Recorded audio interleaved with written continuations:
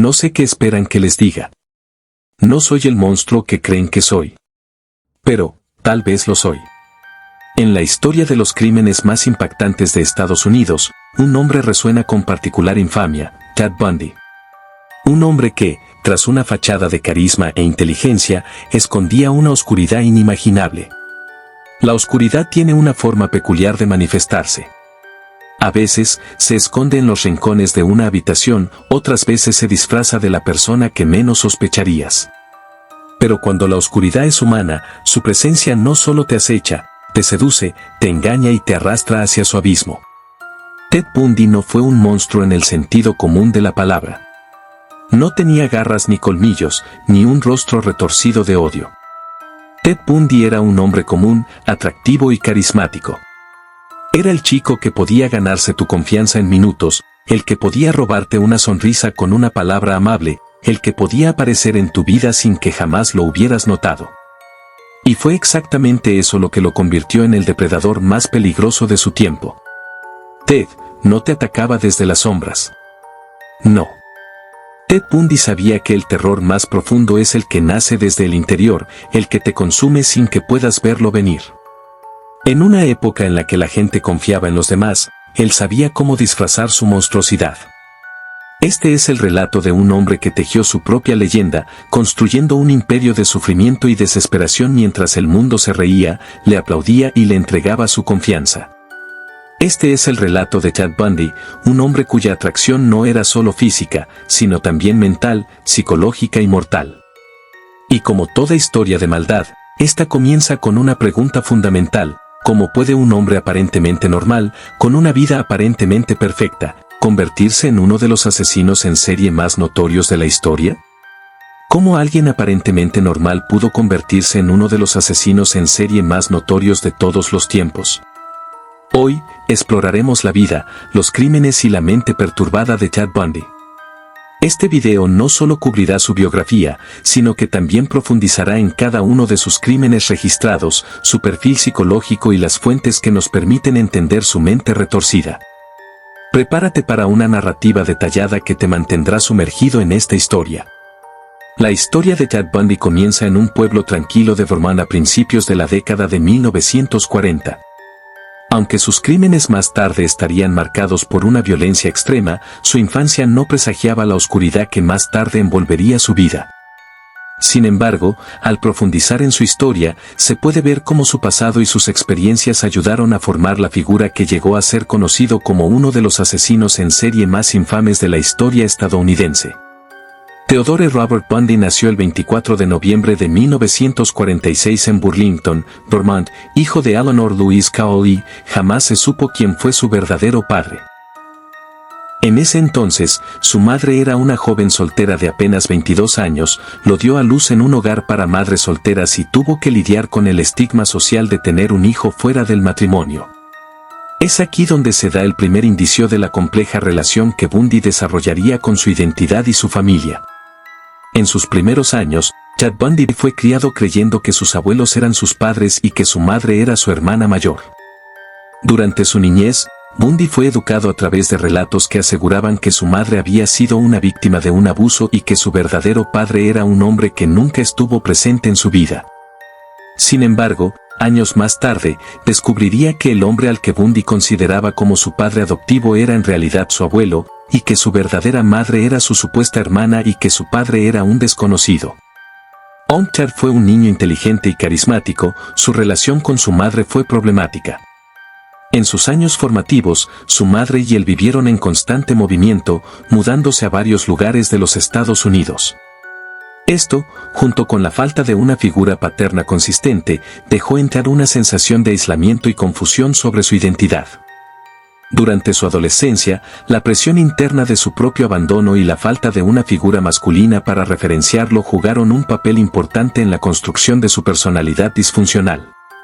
A pesar de la aparente normalidad de su vida familiar, Bundy comenzó a desarrollar conductas problemáticas que, con el tiempo, se intensificarían. De hecho, algunos de los primeros informes que describen a Ted sugieren que él era un niño introvertido, desconfiado y algo extraño. Aunque no destacaba en deportes ni tenía una gran vida social, su inteligencia y su encanto superficial le permitieron adaptarse a la escuela, donde logró buenas calificaciones. Durante su adolescencia, Ted Bundy se mostró retraído y conflictivo. Aunque en la escuela era conocido por ser un chico relativamente normal, comenzaron a surgir señales inquietantes sobre su naturaleza y su comportamiento. En ese entonces, Bundy tenía una relación extraña con el sexo opuesto. Las historias indican que él desarrolló una fascinación por la violencia hacia las mujeres, un patrón que, más tarde, se vería reflejado en sus crímenes. A menudo, se hablaba de cómo Ted se obsesionaba con mujeres que él veía en la escuela o en su vecindario, incluso mostrando signos de celos y posesividad hacia ellas. Sin embargo, su retraso social y su baja autoestima lo hacían incapaz de acercarse a ellas de manera normal.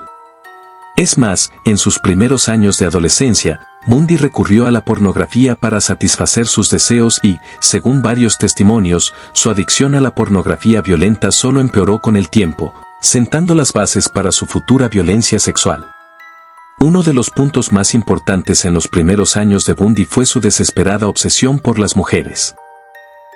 En su adolescencia, se enamoró perdidamente de una joven llamada Stephanie Brooks, quien lo rechazó. Este episodio marcó un cambio fundamental en la vida de Bundy, comenzó a ver a las mujeres como algo que debía poseer. La frustración que experimentó por este rechazo fue tan fuerte que su psique comenzó a fragmentarse aún más, desarrollando una mentalidad de control sobre las mujeres. En varias entrevistas posteriores, Bundy confesaría que este rechazo amoroso fue uno de los primeros momentos en que comenzó a desarrollar su ira hacia las mujeres, aunque lo negó inicialmente. Su frustración con las mujeres comenzó a perder los límites de la razón. El hombre que anteriormente había sido tímido y reservado empezó a experimentar un odio profundo y visceral hacia el sexo femenino. Este odio, que se manifestaría en sus crímenes, fue el primer indicio claro de la psicopatía latente que marcó su carácter. El paso de la adolescencia a la juventud de Ted Bundy estuvo marcado por sus primeras experiencias con la violencia. Durante su tiempo en la Universidad de Washington, Bundy se acercó a grupos políticos y comenzó a desarrollar una vida más activa socialmente. No obstante, esto no frenó su intensa obsesión con el crimen. En secreto, Bundy empezó a robar objetos personales de mujeres jóvenes y a recoger fotos de ellas, lo que indicaba su necesidad de control y poder sobre ellas. Además, hubo informes de que comenzó a seguir a mujeres sin razón aparente, lo que fue un presagio de sus futuras conductas. En la universidad, Bundy era conocido por ser sociable y ambicioso. Estudió psicología en la Universidad de Washington y se involucró en política, incluso trabajó para el Partido Republicano. Sin embargo, bajo esa fachada de éxito, Bundy comenzó a desarrollar fantasías violentas que eventualmente lo llevarían a cometer actos atroces. Según confesiones posteriores, su obsesión por el control y la dominación sobre las mujeres se intensificó durante esta época. En esos años, Bundy también hizo amigos cercanos que se describían como normales, pero que, en retrospectiva, eran víctimas de su manipulación. A lo largo de su juventud, Bundy experimentó una transformación radical. De un joven aparentemente encantador y extrovertido, pasó a convertirse en un ser oculto en la oscuridad, un hombre atrapado en una espiral de violencia y odio que se iría haciendo más evidente conforme pasaban los años. El punto de inflexión en la vida de Bundy llegó en su adolescencia, cuando se distanció emocionalmente de las personas que lo rodeaban. Ted Bundy fue descrito como una persona introspectiva y observadora, pero también como alguien que deseaba encajar, ser admirado y aceptado. Sus relaciones con las mujeres en su vida fueron complicadas y a menudo se caracterizaban por un sentimiento de inferioridad, aunque Bundy intentaba ocultarlo detrás de una fachada de confianza. El mundo estaba cambiando, las calles de Estados Unidos bullían de jóvenes, de cambios culturales, de movimientos sociales. El país vibraba al ritmo de la libertad, la revolución y la experimentación. Pero mientras las luces de las fiestas y las universidades brillaban más que nunca, en las sombras, Ted Bundy acechaba, perfeccionando su oscuro arte de destrucción. Si algo destacaba de Bundy era su capacidad para engañar y manipular en su entorno. Era un hombre apuesto, con una sonrisa perfecta que desarmaba a cualquiera. Un hombre que podía ser todo lo que alguien deseaba, encantador, confiable, capaz de ganarse tu respeto en apenas unos minutos. Su educación en psicología le daba una ventaja estratégica. Sabía cómo jugar con la mente humana, cómo manipular las emociones, cómo parecer inofensivo. El asesino, cuando miraba a sus víctimas, no veía personas. Veía objetivos. Y sus objetivos eran mujeres jóvenes, hermosas, que se parecían a aquella chica que lo había dejado años antes, Diane Edwards. Mujeres con cabello largo y oscuro. Mujeres que caminaban solas. Mujeres que confiaban en la bondad del prójimo. Bundy sabía que podía atraparlas fácilmente. Sabía que un simple gesto, como pedir ayuda para cargar un par de libros u ofrecerse a ayudar con un auto averiado, sería suficiente para que sus víctimas le abrieran la puerta de su confianza. Johnny Lenz, 4 de enero de 1974. Uno de los primeros crímenes atribuidos a Bundy fue el de Johnny Lenz, un estudiante de la Universidad de Washington. Aunque nunca fue acusado formalmente de este crimen, investigaciones posteriores sugieren que fue su primera víctima conocida. El invierno en Seattle era frío y húmedo, y en aquella noche del 4 de enero de 1974, la mayoría de los estudiantes de la Universidad de Washington dormían profundamente, resguardados del viento que golpeaba las ventanas. Johnny Lenz, de 18 años, no era la excepción. En la seguridad de su habitación, dentro de la casa que compartía con varias compañeras, se acomodó en su cama sin saber que en pocas horas su vida cambiaría para siempre. La puerta de la casa se abrió sin hacer ruido. Las sombras se deslizaron por el pasillo hasta la habitación de Johnny. No hubo gritos, ni forcejeos audibles. Solo el sonido apagado de un golpe seco, seguido de otro y otro. A la mañana siguiente, la luz del sol se filtró por la ventana, iluminando un cuarto sumido en un silencio inquietante. Una de sus compañeras de casa caminó hasta su habitación, tal vez para despertarla, tal vez porque algo simplemente no se sentía bien. Lo que vio al abrir la puerta la dejó paralizada.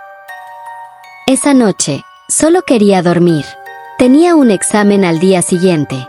No sabía que alguien había estado observándome, estudiándome, esperando.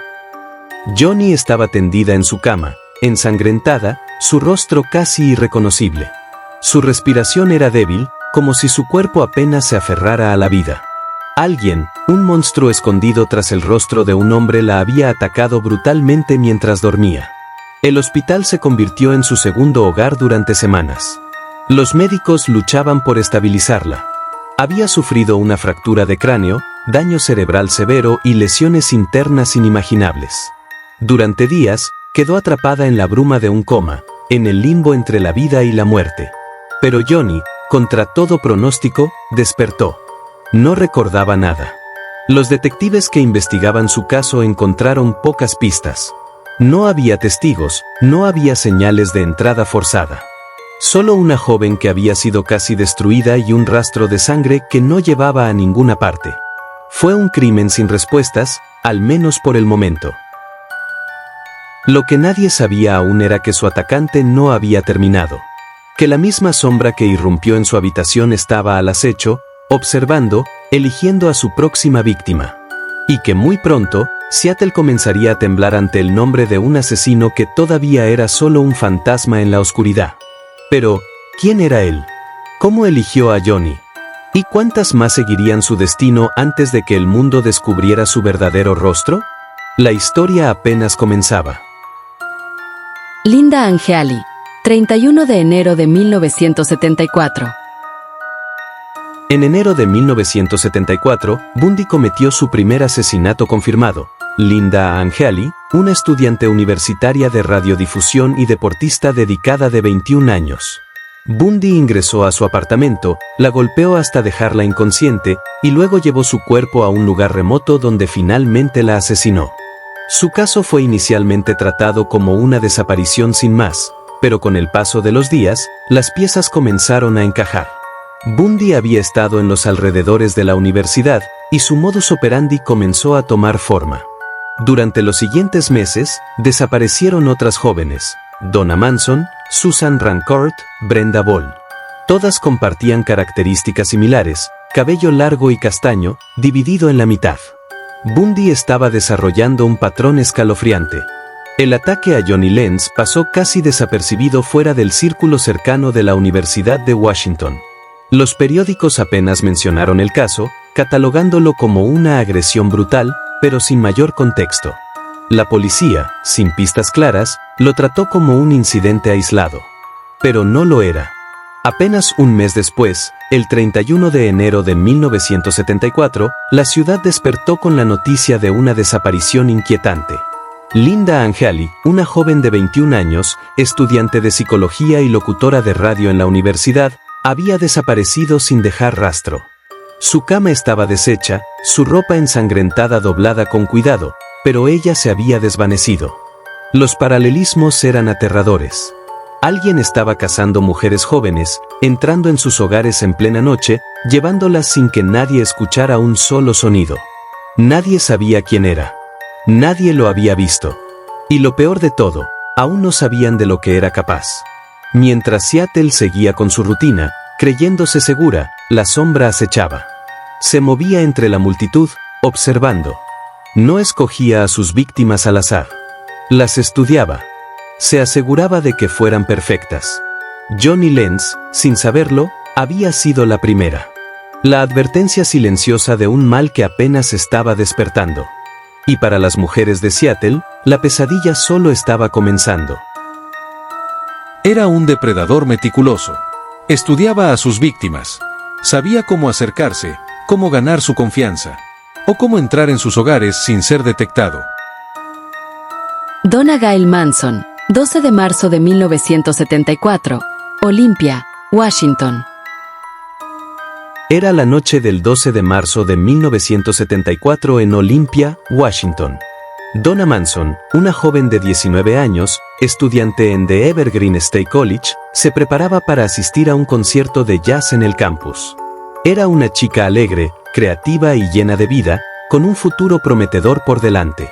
Esa noche, salió de su dormitorio con su flauta en mano, lista para disfrutar de la música. Nunca llegó al concierto. Donna fue vista por última vez caminando sola cerca del campus.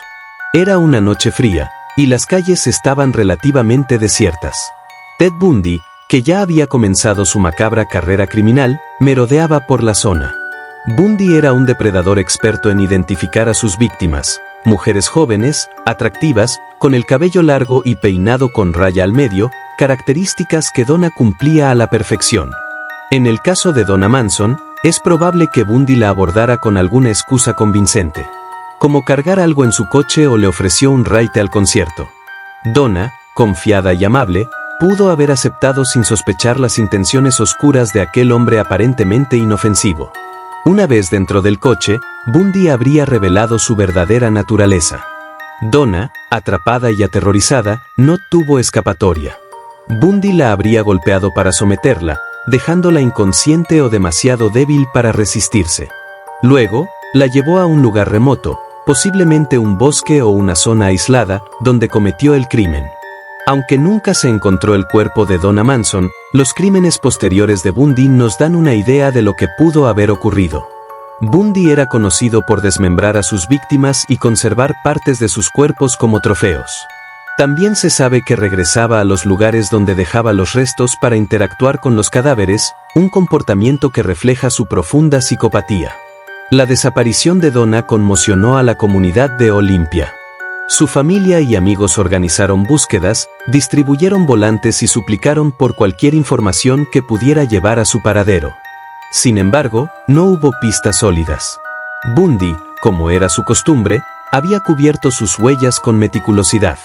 El caso de Donna Manson se convirtió en uno de los muchos misterios sin resolver de la época, hasta que años más tarde, cuando Bundy fue capturado y comenzó a confesar sus crímenes, mencionó vagamente haber matado a una joven en Olympia. Aunque nunca dio detalles específicos sobre Donna, las circunstancias de su desaparición encajan perfectamente con su patrón criminal. La forma en que Ted Bundy eligió a sus víctimas refleja su perversidad. Jóvenes mujeres con cabello largo, normalmente solas y en lugares aislados. California, Oregón y Washington fueron algunos de los lugares donde las autoridades comenzaron a notar patrones extraños de desapariciones. Sin embargo, la policía no comprendió la magnitud del peligro hasta que fue demasiado tarde. Susan Rancourt, 17 de abril de 1974, Ellensburg, Washington.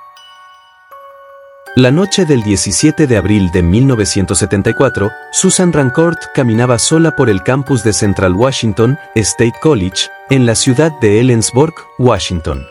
Era tarde, pero ella no tenía miedo. ¿Por qué lo tendría? Caminaba por una zona bien iluminada, en un campus universitario donde cientos de estudiantes vivían y estudiaban. Susan, de 18 años, era una estudiante aplicada, responsable y con grandes ambiciones. Aquella noche había asistido a una reunión informativa sobre oportunidades de trabajo en la universidad. Después de despedirse de sus compañeros, tomó el camino más corto de regreso a su dormitorio. Pero nunca llegó. Cuando sus compañeras de cuarto despertaron a la mañana siguiente y notaron que su cama no había sido usada, supieron de inmediato que algo estaba mal. Susan no era del tipo que se iba sin avisar. No tenía novio, no tenía problemas con nadie y no era impulsiva. Algo le había pasado. La policía fue notificada y comenzó una búsqueda, pero, al igual que en los casos anteriores, no había testigos ni señales de lucha. Solo el silencio de la noche y la incógnita de lo que había sucedido entre el momento en que salió de la reunión y el instante en que el mundo dejó de saber de ella.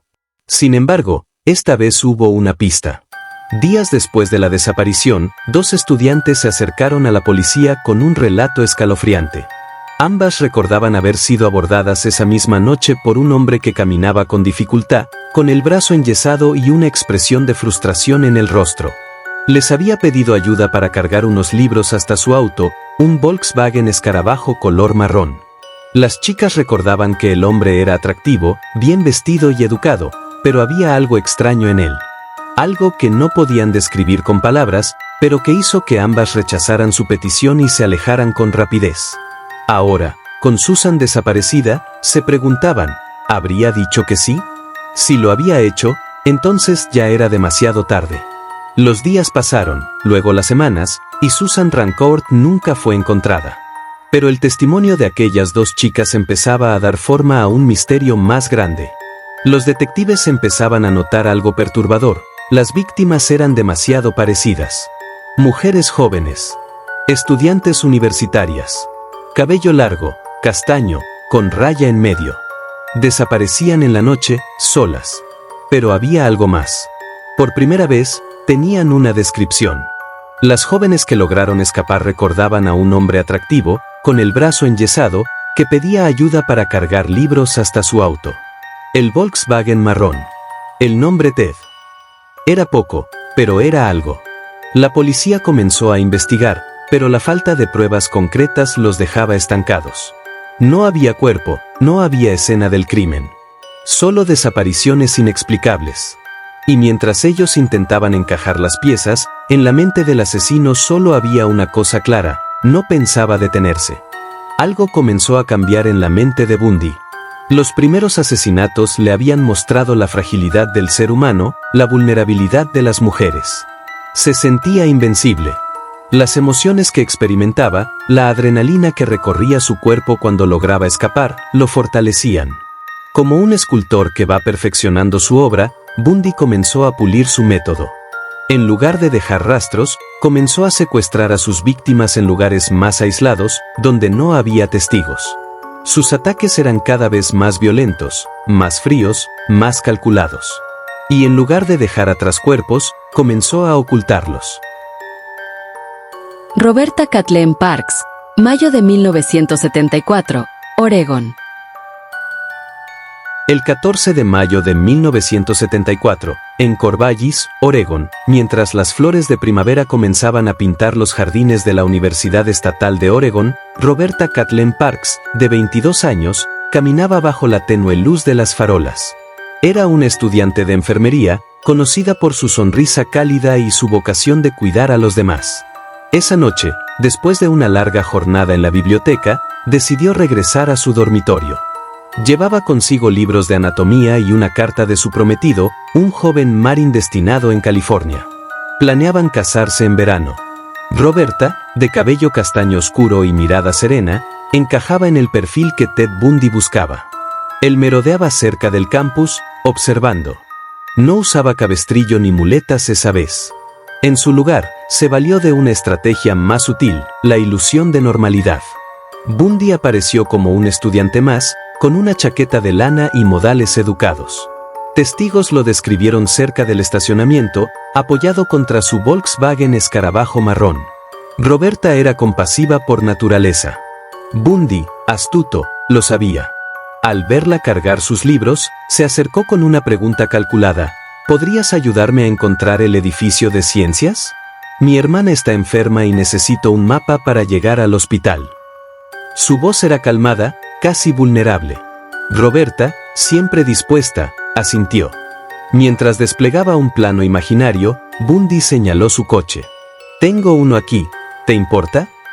Nadie supo exactamente qué ocurrió después. Quizás ella dudó, pero Bundy ya había abierto la puerta del copiloto. En segundos, la golpeó con una llave inglesa que escondía bajo el asiento. El impacto fue rápido, brutal. Roberta, inconsciente, quedó oculta bajo una manta. El Volkswagen desapareció en la noche. A diferencia de Donna Manson, Roberta dejó un rastro mínimo. Sus libros fueron hallados cerca de un buzón, como si alguien los hubiera arrojado apresuradamente. Su reloj de pulsera, un regalo de su prometido, yació en el suelo con la correa rota. Para Bundy, estos eran recuerdos sin valor. Para su familia, las únicas pistas de una pesadilla. Las semanas siguientes, voluntarios peinaron bosques y carreteras. Su prometido voló desde California, desesperado. Ella no se iría sin decírmelo, repetía. Pero Bundy, como un fantasma, había perfeccionado su método, trasladaba a las víctimas a través de fronteras estatales, complicando las investigaciones. Roberta fue llevada a Washington, donde Bundy confesó años después haberla asesinado en un paraje montañoso cerca de Issaquah. Aunque Bundy admitió su crimen en 1989, horas antes de su ejecución, los detalles fueron escasos. Ella luchó más que las otras, murmuró, sin revelar dónde estaba su cuerpo. Para él, Roberta era solo un número. Para el mundo, una futura enfermera que soñaba con salvar vidas. Su caso, junto al de Donna, expuso un patrón. Bundy cazaba en épocas de transición, primavera, otoño, cuando las universidades bullían de jóvenes distraídas por exámenes y proyectos. Imaginar a Roberta es pensar en lo que pudo ser, una boda cancelada, un vestido blanco guardado en un armario, una madre que aún hojea su diario de enfermería. Su prometido nunca se casó. Era mi futuro, dijo décadas después, con la voz quebrada. La historia de Roberta no es un eco de Donna, sino un recordatorio paralelo. Bundy no solo robó vidas, sino legados. Mientras Donna representaba el arte interrumpido, Roberta encarnaba la empatía truncada. Ambas fueron capturadas en instantes de vulnerabilidad cotidiana, momentos en los que cualquiera podría haber sido ellas, caminando hacia su coche, sonriendo a un extraño, simplemente confiando. Brenda Carol Ball, junio de 1974, Washington. Burien, Washington. 1 de junio de 1974. El letrero neón del Flame Tavern parpadeaba bajo la lluvia fina de Seattle. Brenda Carol Ball, de 22 años, salió del bar pasada la medianoche, ajustándose la chaqueta de mezclilla sobre los hombros. Era una joven de espíritu libre, madre soltera de un niño de 3 años, trabajaba como mesera y soñaba con estudiar diseño gráfico. Esa noche, le había prometido a su hermana volver temprano. Solo un trago más, había dicho, abrazando a una amiga en la puerta. Ted Bundy, que rondaba el estacionamiento en su Volkswagen escarabajo marrón, matrícula 3D2419, la vio reír mientras encendía un cigarrillo. Brenda encajaba perfectamente en su perfil, cabello castaño largo, altura media, esa mezcla de vulnerabilidad y resistencia que lo excitaba. Bundy no usó cabestrillo ni identidad falsa esa noche. Simplemente se acercó como otro cliente, fingiendo torpeza al buscar las llaves de su auto. ¿Tienes fuego?, le preguntó, señalando su cigarrillo apagado. Cuando Brenda buscó en su bolso, Bundy aprovechó para evaluar su entorno. Nadie miraba hacia ellos. ¿Necesitas un aventón? Parece que va a llover más fuerte, ofreció, abriendo la puerta del copiloto con gesto caballeroso. Brenda, que vivía a solo 10 cuadras, dudó. Pero el cielo tronó en ese momento, y ella, con ese instinto maternal de evitar que su hijo la viera llegar empapada, aceptó. Lo que sucedió dentro del Volkswagen solo puede reconstruirse por las confesiones fragmentarias de Bundy y la evidencia forense. Primer golpe, un martillo escondido bajo el asiento, que impactó en su sien izquierda. La trampa, el seguro de la puerta había sido desactivado. Las ventanas, selladas con cinta adhesiva negra para ahogar los gritos. El viaje, Bundy condujo 32 kilómetros hasta el bosque de Issaquah, donde ya había enterrado herramientas semanas antes.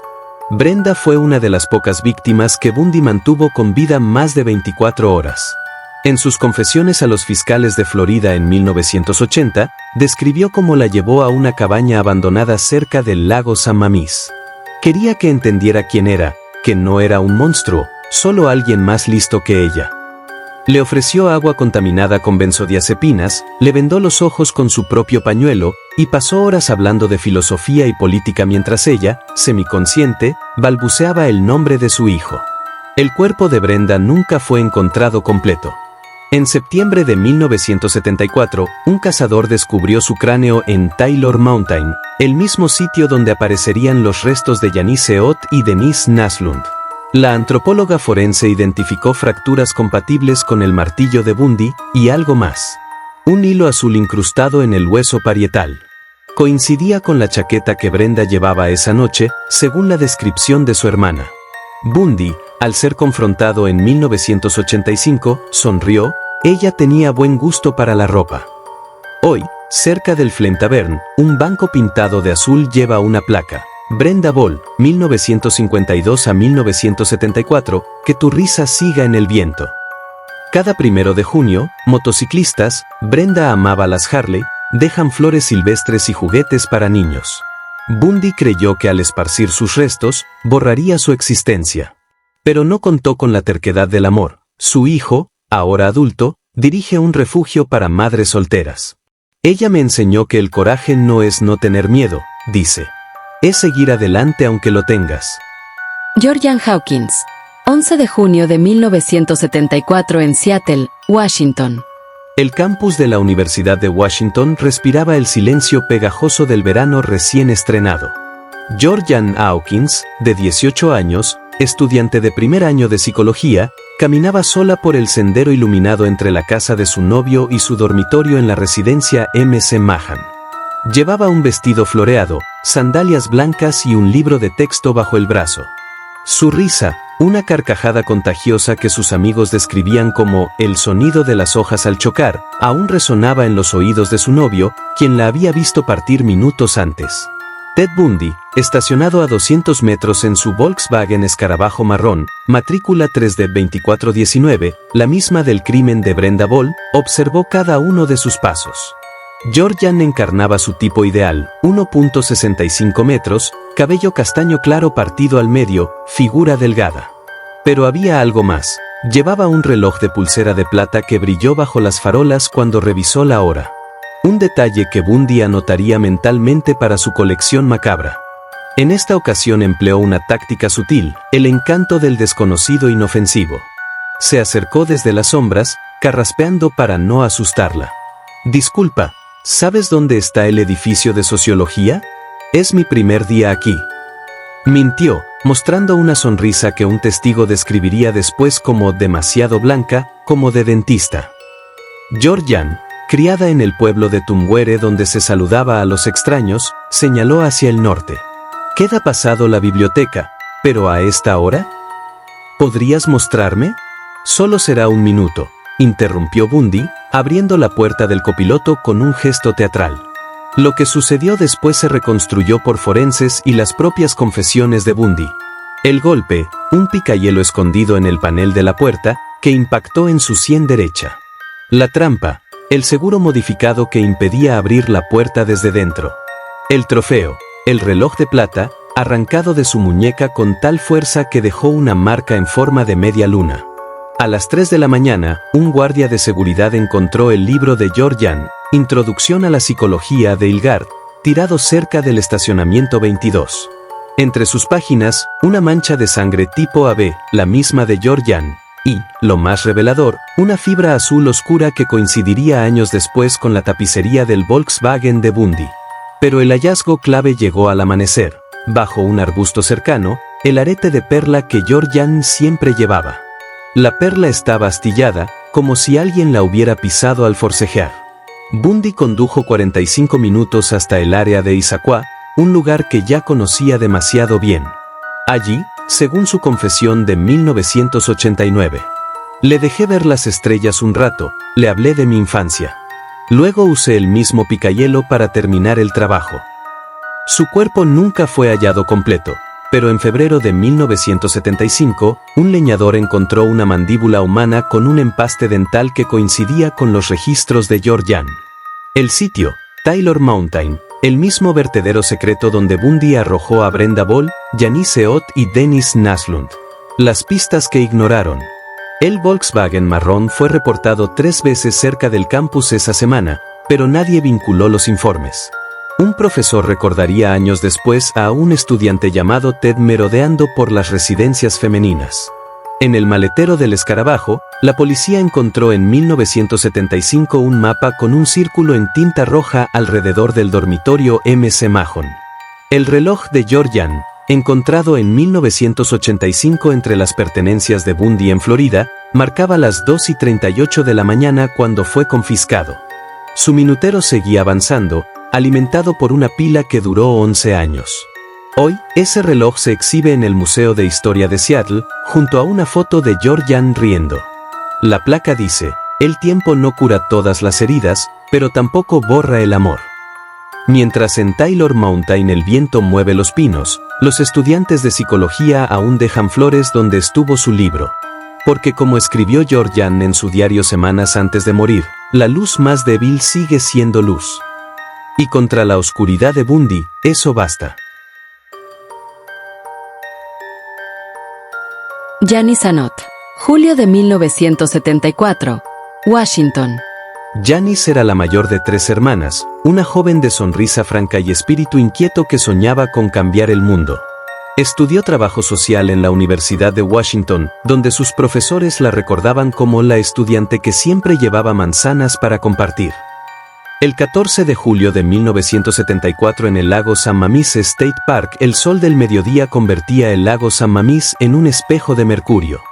Janice Anot, de 23 años, trabajadora social recién graduada, extendió su toalla sobre la hierba cerca del área de picnic. Llevaba un bikini azul celeste bajo un vestido de gasa blanca, y sus gafas de sol con montura dorada reflejaban las risas de los bañistas. Había ido sola al parque, algo que hacía a menudo, para leer Las uvas de la ira antes de empezar su nuevo trabajo con niños discapacitados. Ted Bundy, vestido con pantalones beige y un polo azul, el atuendo perfecto para camuflarse entre padres de familia, llevaba horas circulando en su Volkswagen escarabajo marrón. Observó a Janice desde lejos, cómo se reaplicaba bloqueador solar en los hombros, cómo se mojaba los pies en la orilla. Esperó hasta que se sentó bajo un aliso solitario, lejos del bullicio. Bundy se acercó cojeando, el brazo izquierdo en un cabestrillo de tela beige. «Disculpe, ¿me ayudaría con mi velero?» «Me lastimé jugando tenis», dijo señalando hacia el muelle. Su voz era cálida, educada. Janice, cuya profesión era ayudar a otros, sonrió. «Claro, ¿dónde está?» «Allá, donde esos pinos. Se llama Wandere», como sonrió Bundy al decir el nombre. «Es pequeño, solo necesito ayuda con las velas». Testigos los vieron caminar juntos, ella cargando una hielera prestada, él abriendo la puerta del copiloto de su escarabajo con gesto galante. Lo que siguió solo se supo por las confesiones de Bundy en 1989. La golpeó con un martillo de orejas escondido bajo el asiento, que impactó en su nuca cuando intentó abrocharse el cinturón. Bundy había quitado el asiento del pasajero para tener más espacio. Janice quedó inconsciente sobre una lona plástica extendida en el piso. Ted conservó sus gafas doradas, fueron encontradas en la guantera junto a un ticket del parque con la hora de entrada, 12:17 del mediodía. Bundy condujo 53 minutos hasta Taylor Mountain, un lugar que conocía bien. Allí, según contaría a sus abogados, Le di de beber agua de un arroyo, preguntó por su mamá. Le dije que pronto la vería. A Janice, según relatos de Bundy en su interrogatorio, le permitió que conservara la conciencia antes de matarla. Su cuerpo fue encontrado en septiembre junto al de Dennis Naslund, mostraba fracturas en las manos, se había defendido, y marcas de cuerdas en los tobillos. Dennis Naslund, julio de 1974, Washington. Dennis Naslund era una joven metódica y cálida de 18 años, estudiante de contabilidad en la Universidad de Washington, con una sonrisa que iluminaba las habitaciones. Amaba el orden, llevaba un cuaderno de gastos al centavo, pero también la espontaneidad de los picnics con amigos. Ese día Denise Marie Naslund ajustó su sombrero de paja mientras reía con sus amigos bajo un roble gigante. Era un estudiante de contabilidad, meticulosa, llevaba un cuaderno con gastos personales anotados al centavo, pero esa tarde solo pensaba en disfrutar del picnic. Llevaba un bikini amarillo bajo un pareo floreado, y sus sandalias de cuña yacían abandonadas cerca de la manta. A las 3:15 de la tarde, se levantó para ir al baño. «Vuelvo en 5 minutos», dijo, señalando el edificio a 100 metros de distancia. Ted Bundy, que acababa de asesinar a Janice Ott en ese mismo parque, la vio caminar sola. Cambió rápidamente de táctica, se quitó el cabestrillo, se peinó el cabello hacia atrás y se acercó como un visitante perdido. ¿Sabes dónde está el estacionamiento norte? Mi novia me espera y llevo media hora dando vueltas, dijo Bundy, mostrando un mapa del parque, el mismo que tenía marcas de lápiz en zonas aisladas. Cuando Denny señaló la dirección, Bundy tocó su reloj con nerviosismo. Es que, ella está embarazada y se siente mal. ¿Podrías acompañarme? Será un minuto. Abrió la puerta del Volkswagen escarabajo marrón, el mismo vehículo visto con Janice Ott, donde Dennis vio, sin sospechar, una hielera azul idéntica a la que usaban sus amigos. Ted la convenció y subió al auto y le pidió que revisara un mapa en el piso. Cuando Dennis se inclinó para ver el mapa en el piso, recibió un golpe de martillo en la base del cráneo. Un testigo vio el auto alejarse con una chica rubia recostada como si durmiera. Notó algo extraño, las ventanas traseras estaban cubiertas con sábanas. Bundy condujo hasta Taylor Mountain, el mismo lugar donde llevó a Janice Ott horas antes. Allí, según confesó en 1989, mantuvo a Denise con vida junto al cuerpo ya sin vida de Janice. Quería ver cuánto podían durar las diferencias, dijo con voz fría. Su cuerpo fue encontrado en septiembre junto al de Janice, pero con un detalle que horrorizó a los forenses, llevaba puestas las sandalias de cuña, atadas con nudos perfectos. Bundy las había atado post-mortem. Nancy Wilcox, octubre de 1974, Utah. Nancy Wilcox no era perfecta, olvidaba cerrar los tarros de mermelada, llegaba tarde a clase y odiaba las reglas. Pero era auténtica, de esa autenticidad que quema más brillante cuanto más intentan apagarla. El otoño en Utah pintaba de oro los arces de la calle Murray Oyaday cuando Nancy Kay Wilcox, de 17 años, salió de su casa con un suéter tejido a mano, regalo de su abuela, y una bolsa de libros usados. Era una chica de sonrisa amplia y pecas doradas, conocida en el vecindario por 3 cosas. Su colección de discos de Creedence Clearwater Revival, que tocaba a todo volumen los sábados. Su hábito de guardar dientes de león en libros para prensarlos. Su promesa de convertirse en la primera veterinaria de la familia, inspirada por su perro rescatado, Scout. Esa tarde, caminó hacia la tienda Melody Records para vender unos vinilos viejos. «Compraré medicinas para Scout», le dijo a su hermano menor, mostrando las monedas en su bolsillo. Nunca llegó. Ted Bundy, que había cruzado a Utah desde Washington, merodeaba por Oyaday en un Volkswagen escarabajo marrón, placas robadas de Colorado. Nancy no encajaba en su perfil habitual, no era universitaria ni iba sola de noche. Pero Bundy, en un giro siniestro, adaptó su método. Se hizo pasar por empleado de la tienda de discos. El dueño me pidió que recoja inventario extra en mi auto. ¿Me ayudas a llevar estas cajas? Mostró un recibo falsificado con el logo de Melody Records. Nancy accedió. Un vecino vio a un hombre de sonrisa nerviosa cargar cajas vacías en un escarabajo. El Volkswagen tomó la ruta hacia Spanish Fork Canyon, donde Bundy había explorado cuevas semanas antes. Según su confesión fragmentaria, Nancy luchó más de lo esperado, le arrancó un botón de la camisa, hallado en el auto. Bundy usó por primera vez un cuchillo de caza, regalo de su padrastro, en lugar de su martillo habitual. Le dijo, esto no es personal, a lo que ella respondió, para mí sí. Su cuerpo nunca apareció, pero en 1992, unos excursionistas encontraron en una cueva un suéter azul tejido con agujeros de cuchillo. Un diente de león seco dentro de un libro de biología, abierto en el capítulo Ciclos de vida. Melissa Smith, octubre de 1974, Utah. Melissa Smith era una chica alta de 17 años con el pelo rojizo y ojos verdes brillantes. Hija del jefe de policía de Mid-Valley, pero nada presumida. Trabajaba como mesera en una heladería y guardaba sus propinas en una alcancía con forma de perro. Siempre llevaba puestos calcetines de colores diferentes porque decía que la vida es demasiado corta para ir combinada. Tenía la costumbre de dejar chocolates anónimos en los casilleros de los compañeros más tímidos. El viento otoñal mecía los carteles del baile de bienvenida en la Mid-Valley IC cuando Melissa Ann Smith, de 17 años, se ajustó la diadema de flores artificiales en su melena cobriza. Era la hija del jefe de policía, pero nadie la trataba como la niña mimada, más bien era conocida por sus ojos verdes que cambiaban de esmeralda a musgo según su estado de ánimo. Su risa explosiva, la que hacía que los profesores fingieran regañarla en clase de álgebra. Su ritual secreto, cada viernes, dejaba un chocolate casero en el casillero de los alumnos más solitarios. Esa noche, salió de la cafetería Snell Groves, donde trabajaba los fines de semana. Llevaba puesto el delantal rosa con su nombre bordado, que su madre guardaría por décadas, y $8.35 en propinas para comprar zapatos nuevos. Vuelvo para las 11, le dijo a su compañera mientras se abrochaba una chaqueta prestada contra el frío. Bundy, que llevaba días estacionado cerca de la escuela en su escarabajo bronce, modificó su método para Melissa. Se hizo pasar por compañero de clase.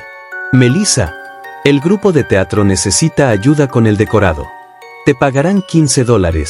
Sabía que ahorraba para la universidad. Mostró un programa escolar robado con su nombre subrayado.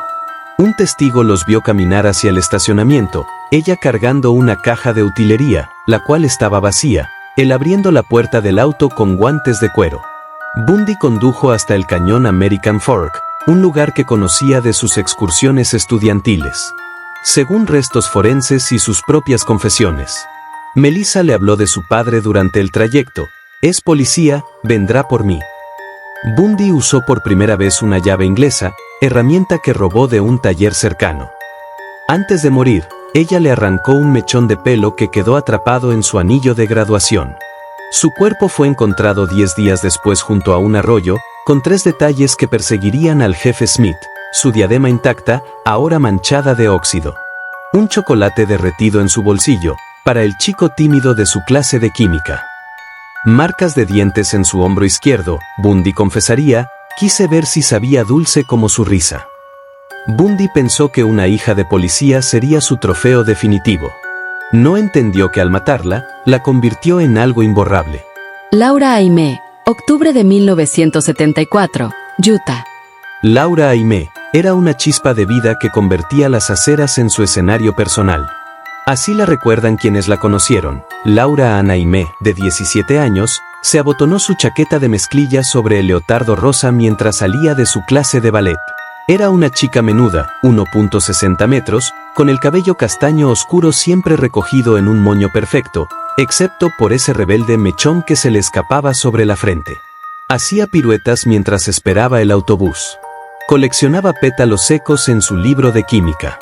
Había prometido a su hermano pequeño enseñarle a bailar para su graduación. Esa tarde de Halloween, decidió hacer autostop desde el estudio de danza hasta su casa para no llegar tarde a repartir dulces. Llevaba puestas sus zapatillas de ballet en la mochila y una bolsa de caramelos para los niños del vecindario. Ted Bundy, en su Volkswagen escarabajo marrón, la vio caminando sola por la Ruta 73. Se detuvo con una excusa que nunca sabremos con certeza, quizás el clásico ¿necesitas un aventón? O tal vez algo más elaborado. Lo que sí sabemos. Laura subió al auto, testigos vieron el Volkswagen estacionado. Su mochila fue encontrada días después vacía, excepto por un solo guante de ballet manchado de tierra. Su cuerpo apareció en American Fork Canyon, con las puntas de los pies fracturadas, como si en sus últimos momentos hubiera intentado bailar. Carol Darronch, noviembre de 1974, Utah. El 8 de noviembre de 1974, en Murray, Utah, el aire frío del otoño envolvía las calles con una sensación de normalidad que pronto sería quebrada por un evento que cambiaría para siempre la vida de una joven y sacudiría a toda la comunidad. Carol Darronch, una mujer de 18 años, estaba a punto de convertirse en una de las pocas víctimas que lograron escapar de las garras de Ted Bundy, el asesino en serie que ya había sembrado el terror en Washington y Utah.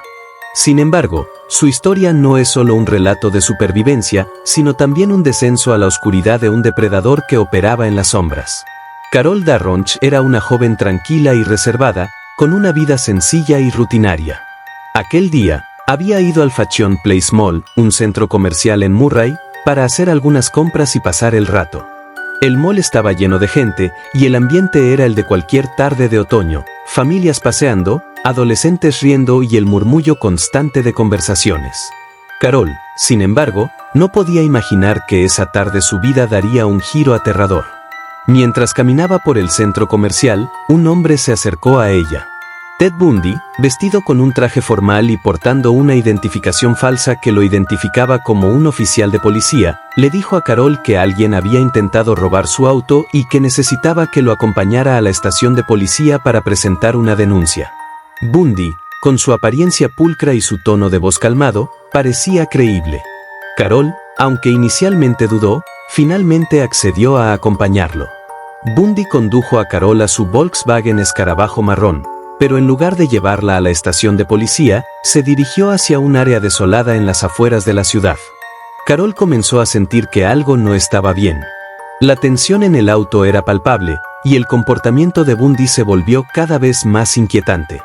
Cuando el auto se detuvo en un lugar solitario, Bundy intentó engrillar a Carol con unas esposas. En ese momento, Carol supo que estaba en grave peligro.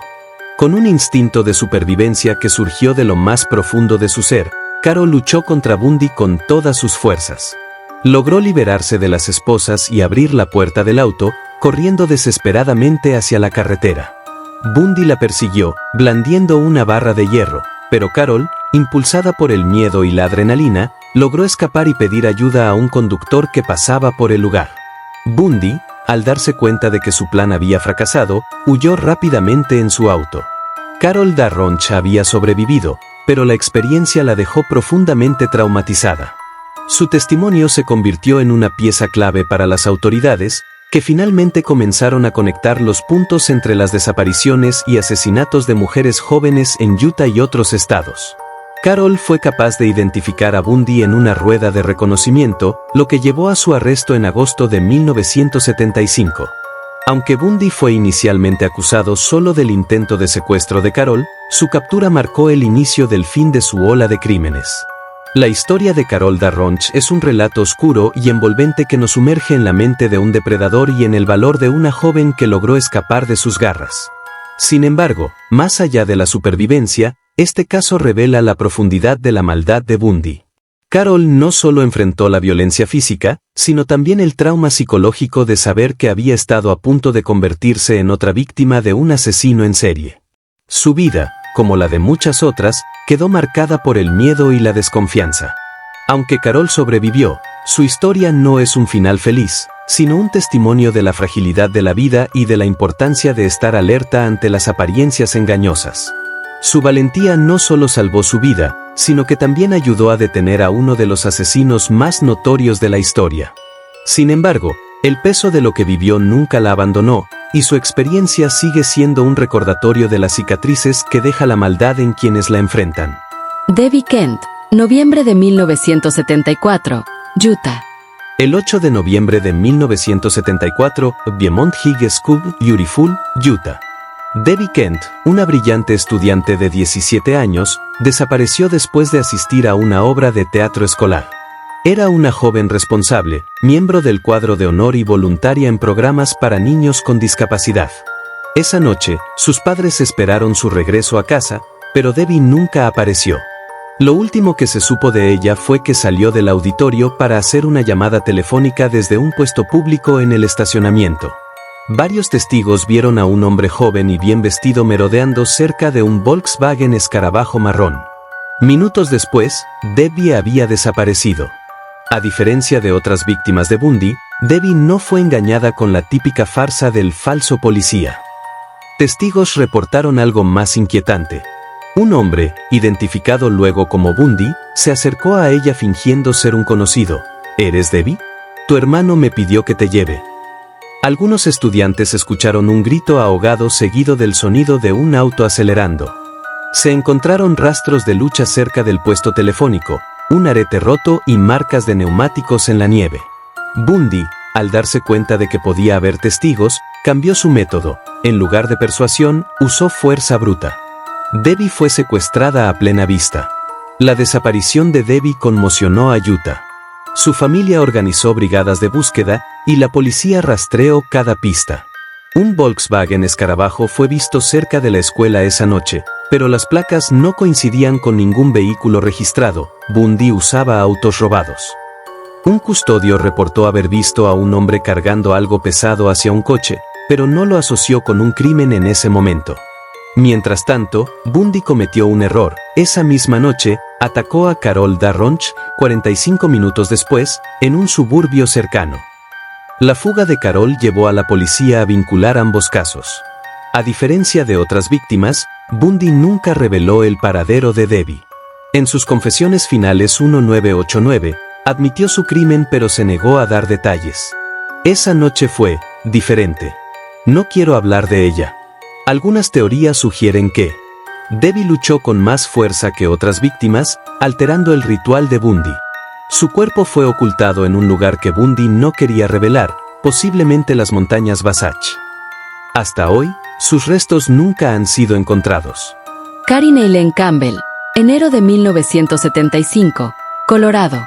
Karin Eileen Campbell era una joven brillante, compasiva y llena de sueños. Nacida en Michigan, creció con una vocación clara: ayudar a los más vulnerables. A sus 23 años, ya era una enfermera pediátrica titulada, dedicada a cuidar a niños enfermos en un hospital de Kalamazoo, Michigan. Sus colegas la describían como alegre, meticulosa y con una sonrisa contagiosa. Le encantaba esquiar, leer novelas de misterio y pasar tiempo con su prometido, el Dr. Raymond Gadowski, un residente de oncología con quien planeaba casarse en 1976. El 12 de enero de 1975. Karin Campbell estaba de vacaciones en el exclusivo Wildwood Inn de Snowmass, Colorado, con su prometido, el Dr. Raymond Gadowski. Esa noche, después de cenar en el restaurante del hotel, Karin subió sola a su habitación para buscar una revista. Nunca regresó. El Dr. Gadowski esperó 20 minutos antes de salir a buscarla. En el pasillo, encontró solo un guante tirado en la escalera. No había rastro de Karin. La investigación reveló detalles escalofriantes. Un huésped reportó haber visto a un hombre joven con cabello oscuro cerca de las escaleras esa noche. Las cámaras de seguridad, poco comunes en 1975, no captaron nada útil. El Volkswagen Escarabajo de Bundy fue visto días antes merodeando cerca de Aspen, a solo 20 kilómetros de Snowmass. 10 días después, el cuerpo de Karin fue encontrado en una zanja cubierta de nieve, cerca de la autopista 82. Había sido golpeada con un objeto contundente y estrangulada. La autopsia reveló que luchó ferozmente antes de morir. Bundy cometió un riesgo innecesario. Dejó huellas en la nieve cerca del cuerpo. Un empleado de gasolina en Aspen recordó haber visto a un hombre nervioso lavando sangre de su coche. Pero para cuando la policía conectó los puntos, Bundy ya estaba en Utah, preparando su siguiente crimen. Julie Cunningham, marzo de 1975, Colorado. Julie Ann Cunningham tenía 26 años, pero ya irradiaba la energía de alguien que vivía la vida a toda velocidad. Alta, atlética y con una sonrisa que iluminaba cualquier habitación, Julie era una bailarina apasionada y una esquiadora experta. Trabajaba como instructora de esquí en Vail, Colorado, pero su verdadero amor era la danza moderna. Sus amigos la describían como audaz, independiente y llena de sueños. Recién había terminado sus estudios en terapia física y planeaba mudarse a California para combinar su amor por el movimiento y la rehabilitación. Esa primavera de 1975, Julie estaba en un momento de transición emocionante, lista para comenzar un nuevo capítulo. El 15 de marzo de 1975 Julie salió del Clock Tower Inn en Vail Village alrededor de las 9:30 de la noche después de tomar unas copas con amigos. Era una noche fría pero despejada, típica del invierno que se resistía a terminar en las montañas. Testigos la vieron caminando sola hacia su apartamento, a solo 10 minutos del bar. Llevaba un abrigo azul marino y botas de nieve, y parecía estar de buen humor. Nunca llegó a casa. Julie no subió al Volkswagen Escarabajo voluntariamente. Las evidencias sugieren que Bundy la sorprendió desde atrás. Un vecino escuchó un grito ahogado cerca del estacionamiento del complejo de Julie. Se encontraron rastros de arrastre en la nieve, como si alguien hubiera forcejeado. Un conductor reportó haber visto un escarabajo marrón acelerando de manera sospechosa esa noche. Bundy, que frecuentaba Vail para esquiar, conocía bien la zona. Había estado acechando el área durante semanas, según confesó después. El cuerpo de Julie nunca fue encontrado, lo que hizo su caso aún más desgarrador para su familia. Bundy, años más tarde, admitió haberla matado pero se negó a revelar el paradero de sus restos. Esa noche en Vail, no quiero hablar de eso. Ted Bundy en una confesión grabada, 1989. Algunos investigadores creen que la arrojó a un barranco en las montañas rocosas, donde la nieve perpetua y la fauna hicieron el resto. Dennis Oliverson, abril de 1975, Colorado. Dennis Oliverson, de 25 años, era una joven madre de 2 niños pequeños, esposa de un bombero local y conocida en su vecindario por su alegría contagiosa. La mañana del 6 de abril de 1975, salió de su casa en Grand Junction, Colorado, para dar su habitual paseo en bicicleta. Llevaba un vestido floreado y sandalias, y le había prometido a su hija de 4 años que volvería para prepararle el almuerzo. Su ruta era siempre la misma, un camino tranquilo junto al río Colorado, donde solía detenerse a observar los álamos en flor. Horas después, su esposo, Rick Oliverson, comenzó a preocuparse. Dennis nunca llegaba tarde. Salieron a buscarla y encontraron su bicicleta tirada en el arcén, cerca de una parada de autobús. El cuaderno de notas que siempre llevaba estaba intacto en la canasta. Sus sandalias yacían en el suelo, como si se las hubiera quitado rápidamente. Un testigo reportó haber visto a una mujer hablando con un hombre junto a un Volkswagen marrón. Bundy no usó su táctica habitual de fingir una emergencia. Testigos sugieren que se hizo pasar por un viajero perdido, pidiendo direcciones. Cuando Dennis se acercó a ayudar, la agarró por el brazo y la obligó a entrar al auto. Un camionero escuchó gritos apagados, pero pensó que eran juegos de niños. Bundy confesó años después que fue más difícil de lo esperado, insinuando que Dennis luchó con todas sus fuerzas. El cuerpo de Dennis nunca apareció, a pesar de las intensas búsquedas en el desierto de Utah y las montañas de Colorado. Bundy, cuando fue presionado, solo dijo: "Esa zona tiene muchos lugares donde no se encuentra nada, jamás". En 2015, un buscador aficionado encontró un vestido floreado descolorido cerca de la Interestatal 70, pero las pruebas no fueron concluyentes. Lynette Calvert, mayo de 1975, Idaho. Lynette Dawn Calvert tenía solo 12 años cuando desapareció, pero ya mostraba una personalidad vibrante y rebelde. Estudiosa pero traviesa, le encantaba pasar las tardes en la biblioteca de Pocatello, Idaho, donde devoraba libros de aventuras. Soñaba con ser bióloga marina y coleccionaba conchas que encontraba en viajes familiares al Pacífico. Esa primavera de 1975, Lynette estaba especialmente emocionada. Su escuela le había otorgado un premio por su ensayo sobre la vida oculta de los pulpos. Llevaba el papel doblado en su bolsillo trasero cuando salió de la secundaria Alameda el 6 de mayo. Testigos la vieron por última vez caminando hacia el centro comercial Pine Ridge, a solo 6 cuadras de su casa. Iba a comprar materiales para una maqueta escolar. 3:15 de la tarde, una amiga la saludó frente a una heladería. 3:30 de la tarde, un empleado de la lavandería recordaba a una niña hablando con un hombre de cabello oscuro junto a un auto marrón. 4 de la tarde, su mochila de tela vaquera fue encontrada abandonada cerca del río Pornuf. Cuando no llegó a cenar, sus padres llamaron a la policía. La búsqueda inicial fue caótica. Nadie quería creer que en Pocatello, una ciudad donde todos se conocían, pudiera pasar algo así. Años después, en sus confesiones a los fiscales, Bundy admitió vagamente: esa niña de Idaho fue un error. Demasiado riesgo en pleno día. Los investigadores reconstruyeron lo que probablemente ocurrió. Bundy, que estaba de paso hacia Utah, la abordó fingiendo ser un profesor de ciencias, había notado sus libros de biología. Le ofreció llevarla a ver muestras de plancton en su auto.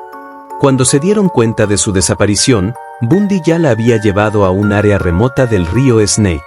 Bundy arrojó el cuerpo de Lynette al agua con pesos. Esto explica por qué. Su ropa apareció meses después 50 kilómetros río abajo, cerca de American Falls. Un zapato fue hallado en 1978, con restos de lodo del fondo del Snake. Nunca se recuperaron sus huesos, aunque pescadores reportaron una maleta que se hundió rápidamente ese verano. Susan Curtis, junio de 1975, Utah. Susan Curtis, de 15 años, era la clase de chica que iluminaba los pasillos de la Provo High School con su energía contagiosa. Cabello castaño claro atado en una coleta despeinada, siempre llevaba consigo dos cosas: su cuaderno de poesías, lleno de versos sobre montañas, y una pulsera de hilo que le hizo su hermano menor. El 27 de junio de 1975, Susan salió de su casa en Midway, Utah, para asistir a un campamento de verano de geología en las montañas Wasatch. Iba a pie hasta la parada del autobús, vestida con sus jeans favoritos y una sudadera azul de la Universidad BYU que le quedaba grande. Su madre le gritó desde el porche: «No hables con extraños». Susan solo rió y agitó la mano. Testigos clave reportaron: 8:15 de la mañana, un vecino la vio esperando en la ruta 113, cerca del motel Wasatch. 8:30 de la mañana, un conductor de camión reportó un Volkswagen Escarabajo marrón estacionado irregularmente a 100 metros de la parada. 8:45 de la mañana, el autobús llegó, pero Susan nunca subió. Lo único que quedó fue su cuaderno de poesía tirado en la cuneta, con una página arrancada. Bundy, que merodeaba por Utah tras escapar de Colorado, no usó su táctica habitual del cabestrillo. Esta vez, se hizo pasar por un organizador del campamento. Tenía detalles reales del evento. Mostró un mapa falso de una ruta alternativa para llegar más rápido. Cuando Susan dudó, señaló la sudadera BYU y dijo: «Yo también estudié allí. ¿Vamos juntos?». Un agricultor escuchó un portazo brusco seguido de un motor acelerando, pero no le dio importancia. En 1989, ante el fiscal de Florida, Bundy soltó con indiferencia: «Esa niña de las montañas», preguntó por sus padres cuando entendió lo que pasaría. «Le dije que cerrara los ojos y pensara en los picos nevados». Forenses determinaron luego que Susan murió por traumatismo craneal en una cabaña abandonada cerca de Brighton Ski Resort. Su cuerpo fue trasladado después a un barranco remoto, donde animales salvajes dispersaron los restos. Solo encontraron un fragmento de su sudadera azul en una zarza en 1991. Su pulsera de hilo intacta, colgada de un abeto en 2003. El inicio de la caída. Ted Bundy estaba cometiendo un error inusual para él: actuar de manera descuidada. Era la 1:30 de la mañana del 16 de agosto de 1975 y un sheriff del condado de Salt Lake, Bob Howard, patrullaba un vecindario residencial en Granger cuando vio un Volkswagen Escarabajo marrón circulando sin luces cerca de una iglesia. Lo que llamó su atención fue el comportamiento del conductor. Dio una vuelta en U brusca al ver el coche patrulla. Estacionó frente a una casa con las luces apagadas, aunque no vivía allí. Cuando Howard se acercó, el hombre, Bundy, se ajustó nerviosamente el cabello sobre la frente, un gesto que luego se volvería icónico. Bundy se identificó como Ted Nelson y mostró una licencia de conducir de Washington. Pero Howard notó tres detalles sospechosos. Una máscara de yeso en el asiento trasero. Bundy dijo que era para una clase de arte. Una linterna con calcetín encima, usada para no dejar huellas al allanar casas. Abrigos de mujer en el maletero. Son de mi novia, mintió. Cuando Howard abrió la guantera, encontró algo peor. Esposas. Un pasamontañas recortado en forma de máscara. Una barra de hierro. Bundy, sudando, argumentó: «Soy estudiante de Derecho, esto es un malentendido». Mientras Bundy estaba en la cárcel, el detective Jerry Thompson de Utah revisó archivos de casos similares. Encontró el reporte de Carol Darronch, la sobreviviente de noviembre de 1974 que había escapado de un atacante con el mismo modus operandi. Carol identificó a Bundy en una rueda de reconocimiento como su agresor.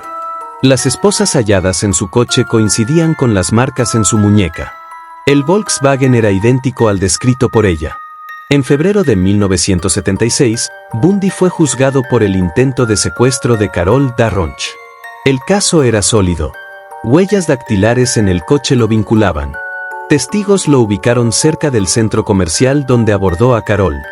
Su falso nombre, Oficial Roseland, era idéntico al usado en otros casos. Bundy, representándose a sí mismo, intentó desacreditar a Carol. ¿No podría estar confundiendo mi cara con otra? La respuesta de ella fue contundente. Recuerdo cada segundo. Usted me dijo que me mataría. El jurado lo declaró culpable en solo 5 horas. Recibió 1 a 15 años de prisión. El arresto de Bundy fue producto de su arrogancia. Dejó de usar cabestrillo, su sello distintivo. Circuló de noche sin luces, confiando en su suerte. Guardó trofeos en su auto como si fuera invencible. Pero ese arresto por un pequeño delito fue el hilo que comenzó a desenredar su red de crímenes. Aunque escapó 2 veces, 1977 y 1978, esta primera caída demostró que incluso los asesinos más meticulosos cometen errores estúpidos. Bundy no fue atrapado por genialidad policial. Fue atrapado por creerse demasiado listo. Detective Jerry Thompson, 1980. Mientras las familias de sus víctimas esperaban justicia, Utah había logrado lo imposible: poner tras las rejas al hombre que creía ser intocable. Era junio de 1977. El sol de Colorado brillaba sobre las montañas, mientras en el condado de Pitkin, las autoridades creían tener a uno de los criminales más buscados de Estados Unidos. Finalmente, tras años de asesinatos brutales, tenían a Ted Bundy bajo su custodia. Acusado del asesinato de Karin Campbell, una joven enfermera de 23 años. Bundy esperaba su juicio. Pero lo que nadie imaginaba, ni siquiera sus abogados, ni los guardias que lo vigilaban día y noche, es que Ted no pensaba quedarse allí mucho tiempo. En su celda, no dormía. No leía. No comía mucho. Pasaba horas observando, memorizando cada detalle del juzgado, contando pasos, midiendo distancias, planeando.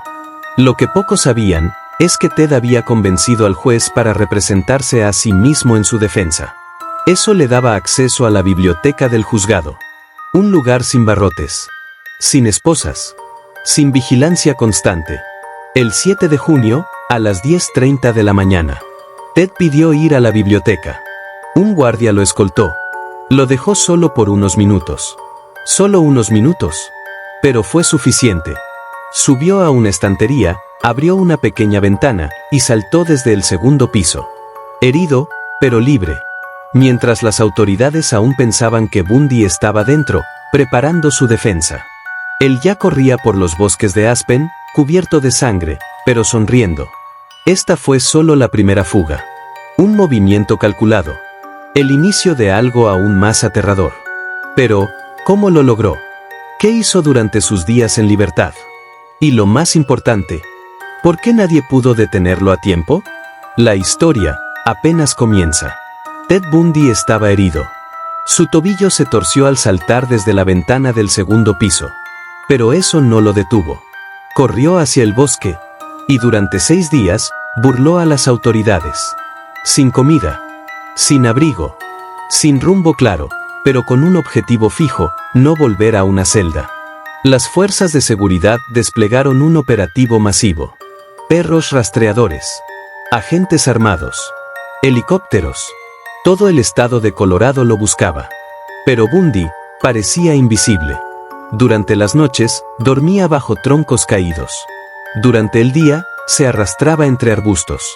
Comía lo que encontraba, bayas, raíces, insectos. Y aún así, sobrevivía. El sexto día, encontró un refugio, una cabaña abandonada en las colinas. Dentro, halló ropa seca, comida enlatada. Y un mapa. Un maldito mapa, que le mostraba exactamente cómo salir de la montaña sin ser visto. Ted había logrado lo impensable. Escapó del juzgado. Engañó a los guardias. Sobrevivió al bosque.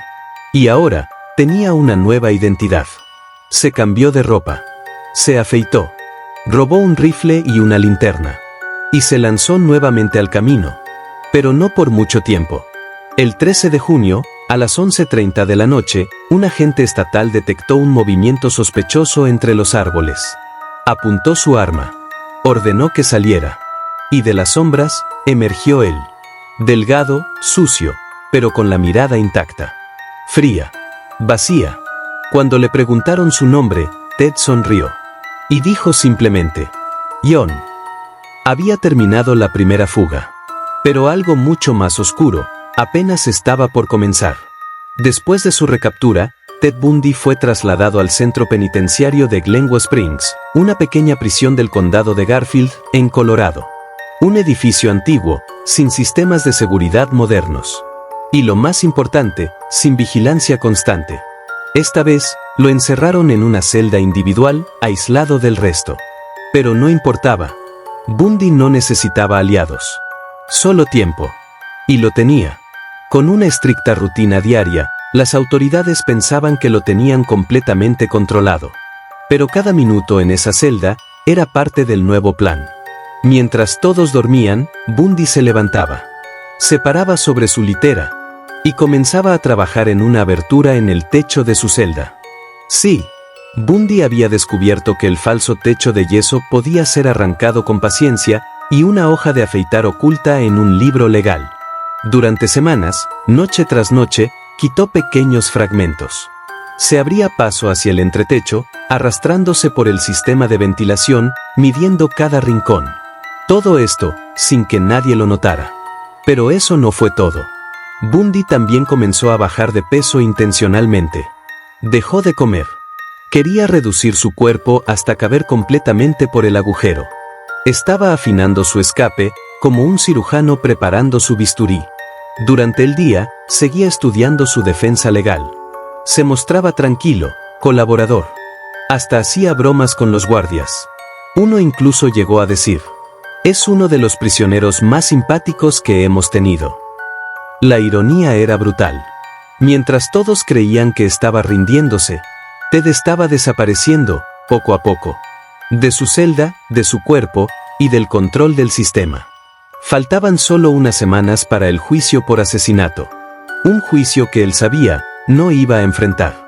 Porque esta vez, la fuga no sería improvisada. Sería su obra maestra. El 30 de diciembre de 1977. Última noche del año. Mientras el mundo se preparaba para celebrar la llegada de 1978. Ted Bundy se preparaba para desaparecer. Durante semanas, Bundy había perfeccionado su plan. Y esa noche, todo estaba listo. Había logrado crear una réplica de su cuerpo con libros y mantas escondida bajo su sábana. Desde la mirilla, parecía dormido. Inofensivo. Pero Ted ya no estaba allí. Esa noche, Bundy se deslizó por el agujero del techo. Como una serpiente. Se arrastró por los ductos, recorrió pasillos ocultos entre los muros. Y emergió en el despacho del carcelero, vacío por el cambio de turno. Allí, encontró algo aún más valioso que la libertad. Ropa civil. Se cambió rápidamente, peinó su cabello, y se limpió el rostro. Cuando salió del despacho, ya no era un prisionero. Era un hombre más. Salió caminando por la puerta principal. Desapareció en la noche. Sin correr. Sin levantar sospechas. Sin dejar rastro. Durante más de 17 horas. Nadie se dio cuenta de que Ted Bundy ya no estaba en su celda. Los guardias pasaron junto a su cuerpo falso varias veces. Hasta que uno notó algo extraño. Tocó la manta. Era rígida. Fría. Fue entonces cuando se desató el pánico. Pero ya era tarde. Bundy no solo había escapado. se había evaporado. ¿Y esta vez? No iba a esconderse en el bosque. No iba a pasar hambre. No iba a mirar mapas. Esta vez, Ted Bundy iba a matar de nuevo. Tras su segunda fuga, Ted Bundy desapareció del mapa. Cambió de nombre. Robó documentos. Y cruzó el país, dejando atrás Colorado. Nadie sabía dónde estaba. Ni sus abogados. Ni el FBI. Ni los medios. Ted se había vuelto humo. Tallahassee, Florida. 15 de enero de 1978.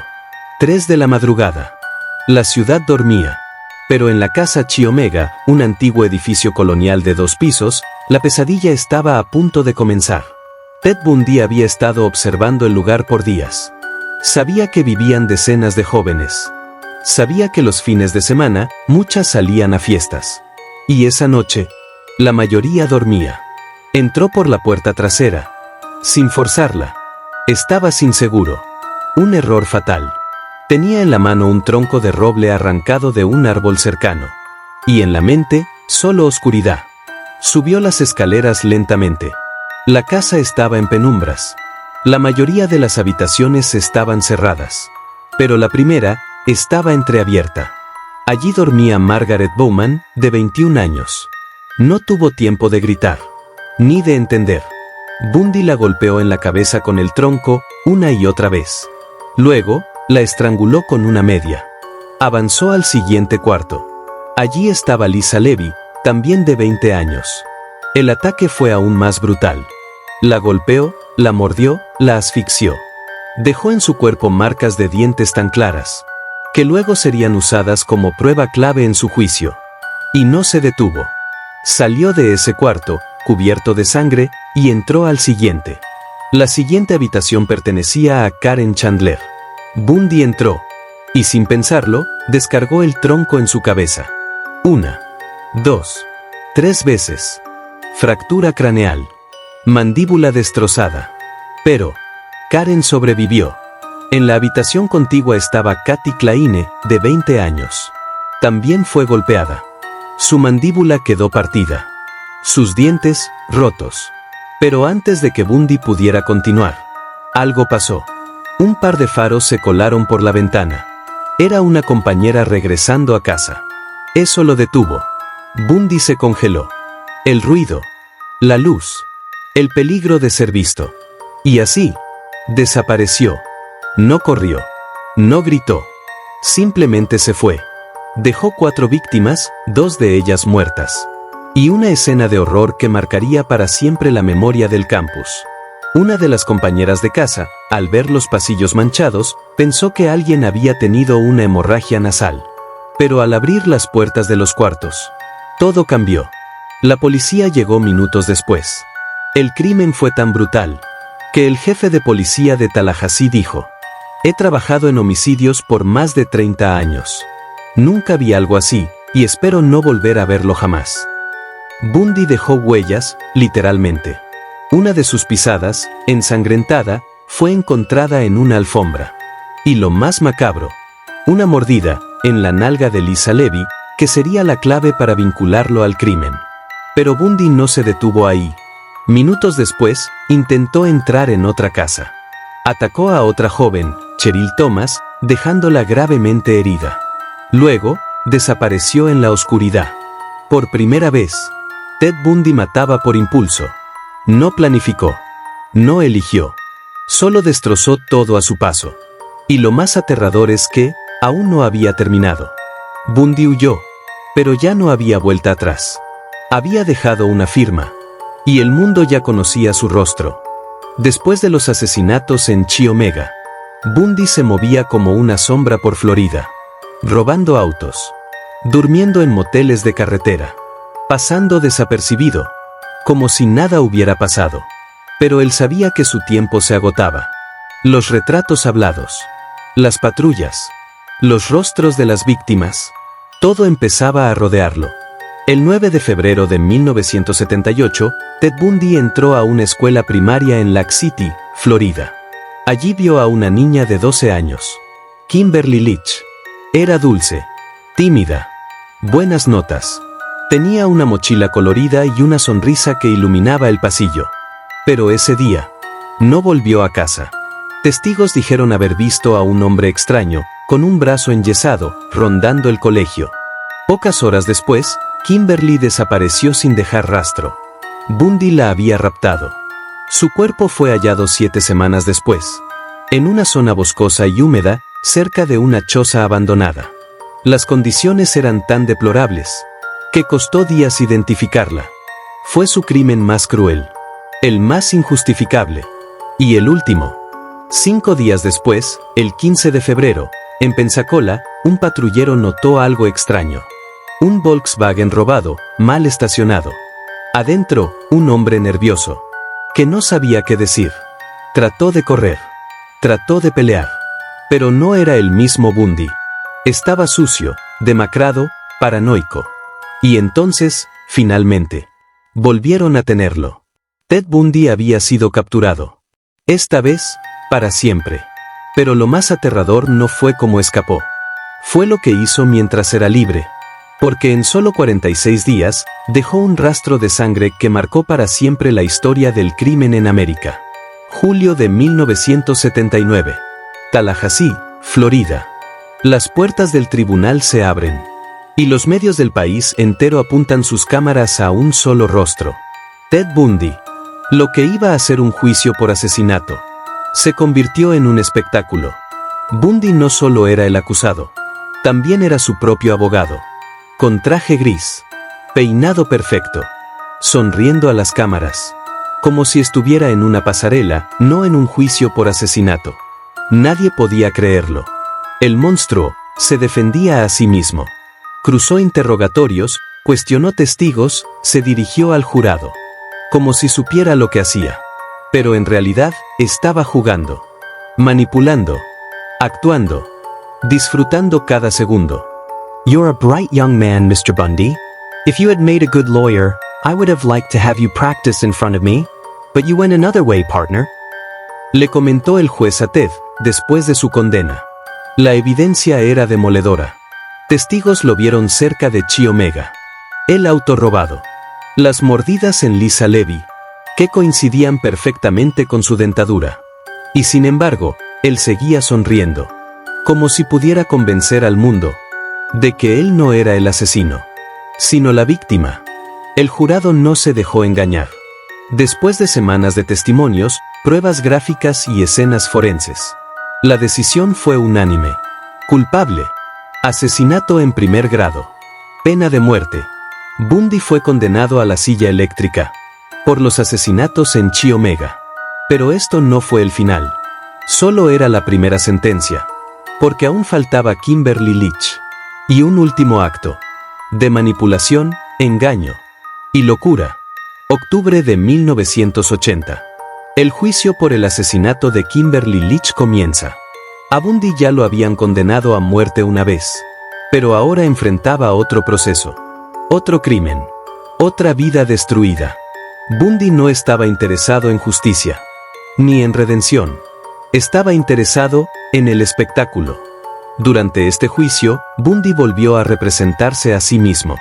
Y en medio de las audiencias, los interrogatorios, decidió hacer algo insólito. Pidió matrimonio. En pleno juicio. Delante de todos.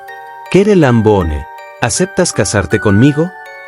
Dijo Ted ansioso por ser el centro de atención. La mujer a la que dirigía esas palabras era Carol Ann Boone, una antigua compañera de trabajo, y fiel creyente de su inocencia.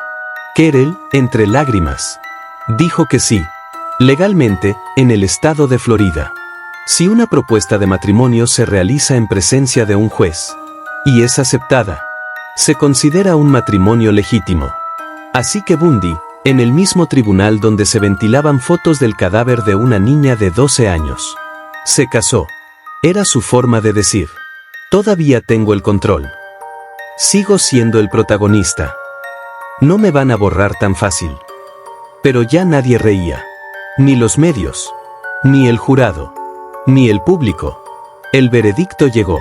Culpable. Pena de muerte. Otra vez. Ahora eran 2 sentencias a muerte. Y aún así, Bundy no se rendía. porque en su mente quedaba una última carta por jugar. Los años pasaban. Ted Bundy, encerrado en el corredor de la muerte en Florida, esperaba su destino. Pero no estaba en silencio. No estaba tranquilo. Estaba negociando. A días de su ejecución, Bundy empezó a hablar. Empezó a confesar. Crimen por crimen. Nombre por nombre. Estado por estado. Como si su vida dependiera de ello. Y en realidad, dependía. El FBI, psicólogos, investigadores. Todos lo escuchaban. Por primera vez, el monstruo hablaba sin máscaras. Y lo que decía era escalofriante. Reconoció haber asesinado a Kimberly Leach, la niña de 12 años. Admitió detalles sobre los cuerpos nunca revelados al público. Describió las posiciones, los métodos, las fechas. Con una memoria quirúrgica. Fría. Sin emoción. Confesó al menos 30 asesinatos. Pero insinuó que podrían ser más. Muchos más. Algunos cuerpos nunca se encontraron. Algunas familias, hasta el día de hoy, no tienen una tumba donde llorar. Y aún así, Bundy no lo hacía por arrepentimiento. Lo hacía por tiempo. Por negociar. Por salvar su vida. Si me ejecutan, dijo, nunca sabrán la verdad completa. Pero ya era tarde. La sociedad, el sistema, las familias, todos estaban listos. El 24 de enero de 1989, el gobernador de Florida firmó la orden final. La silla eléctrica lo esperaba. 24 de enero de 1989. Prisión estatal de Florida. 7:06 de la mañana. Ted Bundy fue ejecutado. Murió en la silla eléctrica. Un método tan frío como los crímenes que cometió.